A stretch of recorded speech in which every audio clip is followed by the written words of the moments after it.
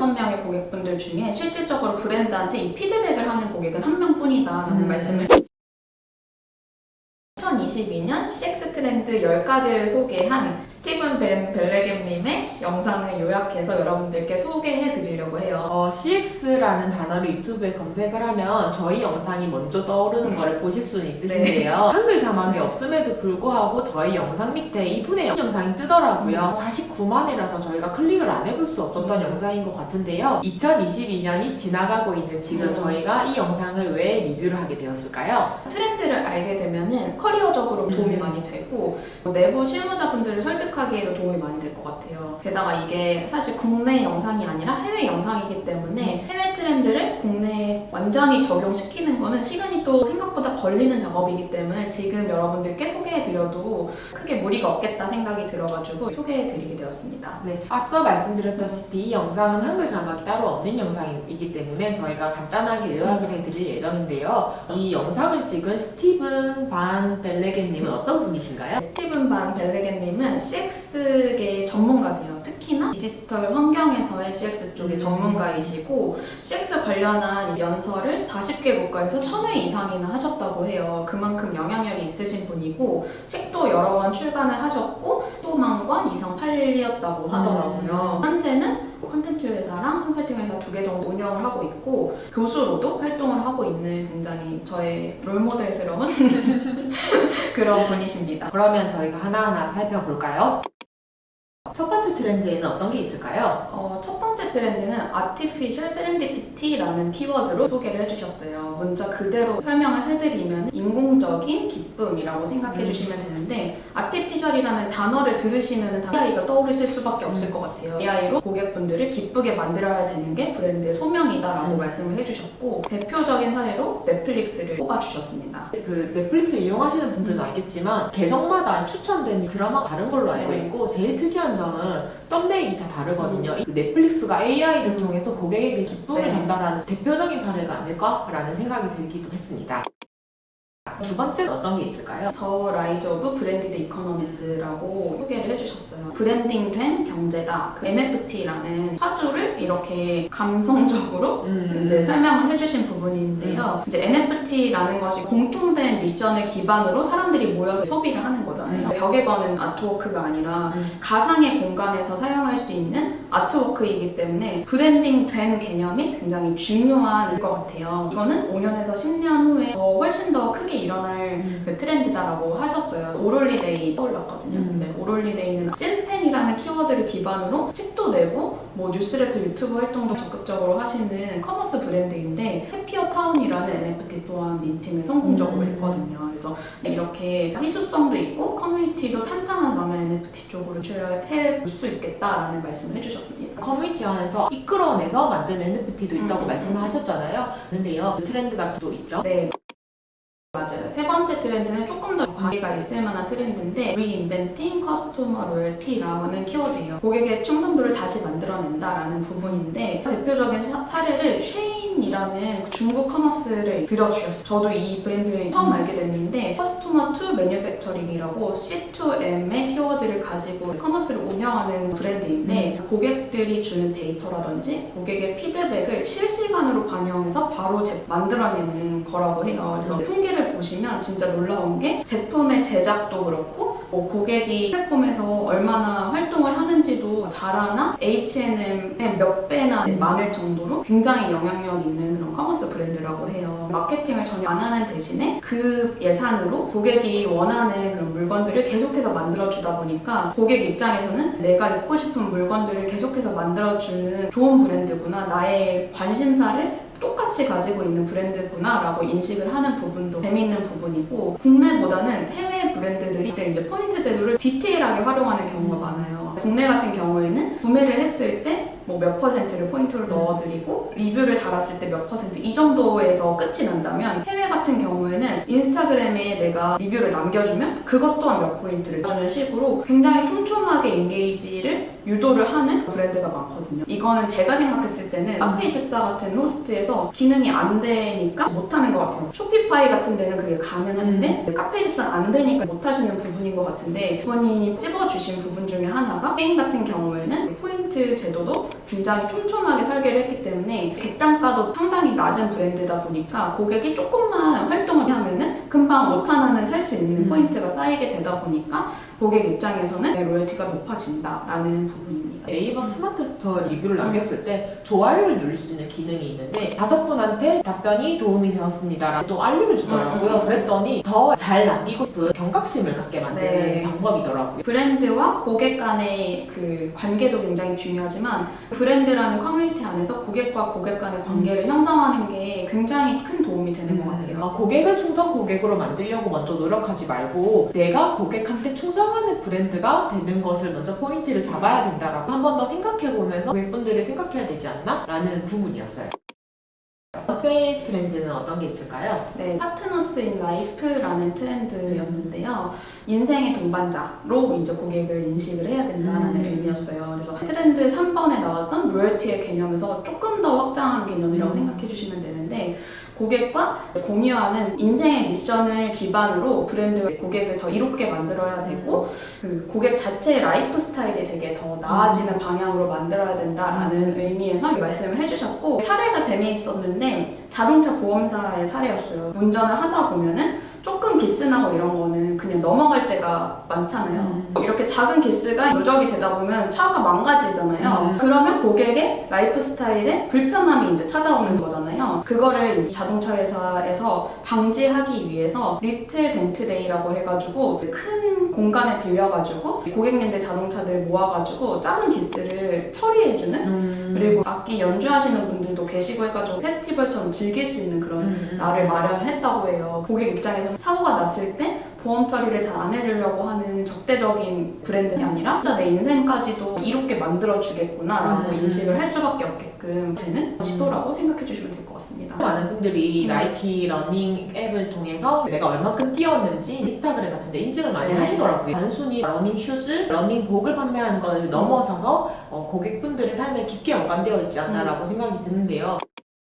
다섯 번째 트렌드는 어떤 게 있을까요? 두 번째 트렌드랑 연관이 있는데 메타버스 커머스라는 트렌드예요. 메타버스는 많이 아시다시피 가상의 공간이라고 생각해 주시면 되는데 아이폰 앱부터 블랙베리 모먼트라고 말씀해 주셨어요. 그 말은 성숙기가 되려면 아직 멀었다 이런 말씀이신데 NFT에서 말씀 주신 거랑 되게 비슷한 맥락이 많아요. 아바타에 옷을 입힌다든지 NFT를 통해서 구매한 아트워크를 가상의 우리 집에 전시를 해놓는다든지 이런 식으로 메타버스 커머스가 분명히 날 것이다 라는 말씀을 해주셨습니다. 네, 최근에 슥에서 잽이라는 메타버스 앱을 런칭을 했거든요. 이 잽 앱을 들어가서 이제 오픈런 하듯이 이제 문이 열리면 뛰어가서 옵션을 수행하면 특가 제품을 살 수 있게 열어준다고 해요. 메타버스가 어떤 건지 모르겠어 하는 분들은 이런 생활 밀착형 앱에서 나온 메타버스 서비스를 이용해 보시면 이해가 좀 되시지 않을까라는 생각이 듭니다.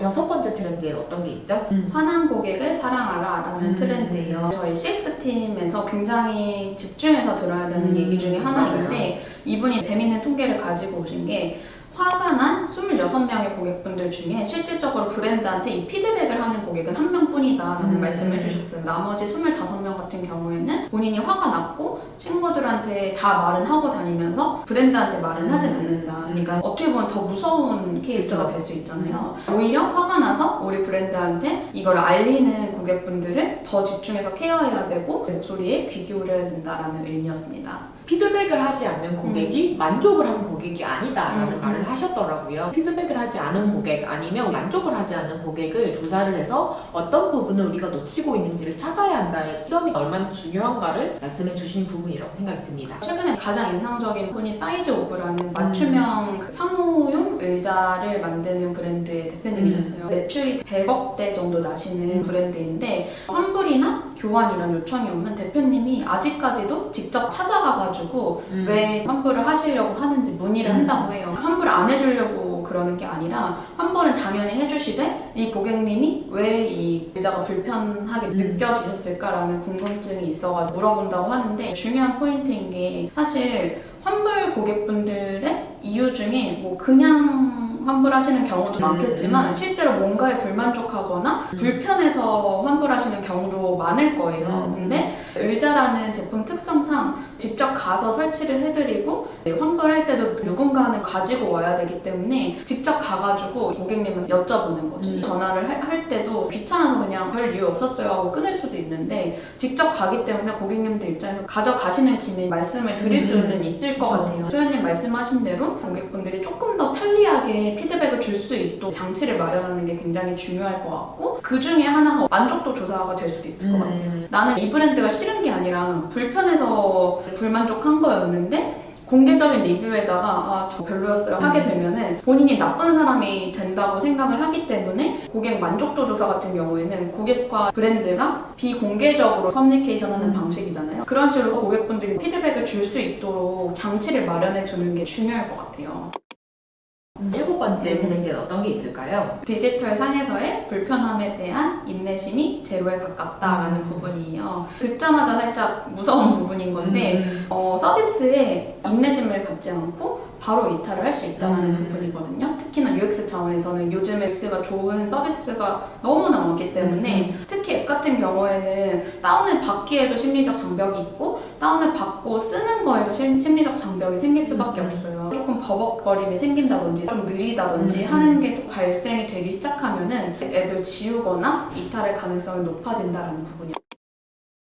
8번째 트렌드는 어떤 게 있죠? 코로나 시대랑 좀 연관이 있는 트렌드인데 집에 머무는 새로운 습관이 생겨난다라는 부분이었어요. 부제로 배틀 포 더 라스트 마일이라는 키워드를 주셨는데 사실 커머스를 의미하거든요. 고릴라스라는 미국 킥커머스의 사례도 있고 뭐 JD라는 중국 커머스, 피크닉이라는 유럽 커머스도 말씀을 해주셨는데 고릴라스 같은 경우에는 대표적으로 그로서리 물건들, 마트 물건들을 10분 안에 전달을 해준다는 커머스예요. 그래서 자연스럽게 떠오르는 게 비마트이겠죠. 비마트 통계를 살펴보니까 2021년에 매출액을 3,500억 원을 했더라고요. 2020년 대비 2배 이상 성장한 부분이라고 해요. 스티븐 벤 벨레겜님께서 말씀을 해주신 트렌드가 국내에도 여실히 반영이 됐다라고 얘기를 해주시면 될 것 같습니다. 저도 비마트가 이제 생기고 나서 정말 많이 썼거든요. 초반에 생겼을 때 햇반 하나 사 먹는데 누가 쓰겠어 했는데 지금은 비마트가 없으면 안 되는 세상이 거의 된 것 같아요. 그 다음 트렌드에는 어떤 게 있을까요? 9번째 트렌드는 내용량 소비를 줄인다라는 트렌드예요. 하루에 우리가 화면을 보면서 쓰는 시간이 13.5시간이라고 해요. 자는 시간 빼고 75%를 화면을 보면서 산다라는 의미인데 그렇기 때문에 이 과장을 좀 보태가지고 모든 회사가 건강 관련한 그런 서비스를 하게 되었다라고 말씀을 해주셨어요. 그만큼 건강이 화두가 됐다라는 의미고 뭐 명상 앱이라든지 웨어러블이라든지 이런 거를 그 사례로 이제 들어주셨던 부분입니다. 고객분들의 삶 안에 깊게 연관되어 있는 브랜드들이 많아지는구나라는 생각을 하게 되었던 주제였던 것 같아요. 마지막 트렌드는 어떤 게 있을까요? 윤리적인 기준을 정의한다라는 트렌드였어요. 사람이 만들기 때문에 기계 또한 거짓말을 할 수 있다는 말씀을 이제 해주시면서 브랜드가 힘이 생길수록 반드시 책임을 져야 된다라고 말씀을 해주셨고 뭐 헤일로라는 아마존의 웨어러블이 있는데 고객의 목소리를 인지를 해요. 고객이 기분이 좋으면 5% 정도 더 소비를 한다. 뭐 이런 내용으로 통화를 할 때는 이런 물건을 산다. 이렇게 추천 제품을 알려주는 기능을 마련을 했는데 묵직하게 질문을 던졌던 것 중에 하나가 이걸 해야 되는 게 맞나? 라는 질문을 했어요. 그래서 해낼 수 있나? 라는 질문을 던지는 거는 과거였다면 이걸 해야만 하나? 라는 질문을 이제 던질 때가 왔다. 과거에는 우리가 달에 갈 수 있나? 라는 질문을 했는데 우리는 달에 갈 수 있었잖아요. 앞서 말씀드린 트렌드 중에 하나가 고객의 인생을 이롭게 만드는 게 브랜드의 목표라고 했잖아요. 그렇다면 인류 자체 이롭게 만드는 활동들을 브랜드가 해야 될 책임이 생기는 부분 같아요. 우리나라 사례를 들어주셨어요. 그래서 너를 만났다라는 다큐멘터리 기억하시는 분들 계시겠지만 7살 딸이 세상을 떠나가지고 어머니가 그 VR 장비를 끼고 어린아이의 모습을 직접 만나보는 다큐멘터리가 있었는데 감정적인 그런 상황인 거랑은 별개로 이걸 과연 했어야 됐는지도 한 번쯤 생각을 해봐야 된다. 그걸 생각해보는 브랜드한테 중요한 과제이다라고 말씀해 주신 부분입니다. 알파고가 생각이 나는데요. 이세돌 구단이 알파고를 대국을 하고 이겨서 정말 화제가 되었었는데 원래는 대전을 하고 끝나고 나면 중간 복귀를 서로 한다고 해요. 왜 우리가 이런 선택을 했고 이런 식의 복귀를 하는데 기계화하다 보니까 혼자서만 중얼중얼 하시면서 했는데 그걸 보면서 정말 많은 바둑 기사분들이 안타까워했다고 해요. 이세돌 구단께서도 그 부분이 제일 아쉽고 힘든 시간이었다라고 언급을 하셨고 이 시장을 이렇게 한다라는 건 우리가 한번 생각해 봐야 되지 않았을까라는 생각이 드는 트렌드였습니다. 오늘은 CX계에서 가장 유명한 영상 중에 하나인 2022년 CX 트렌드라는 영상을 보면서 여러분들께 10가지 트렌드를 소개해드렸어요. 조금이라도 도움이 되셨으면 좋겠습니다. 30분 정도 되는 영상인데 한번 찾아보셔도 도움이 많이 되시지 않으실까 생각이 듭니다. 그러면 다음 영상으로 찾아뵙도록 하겠습니다. 안녕.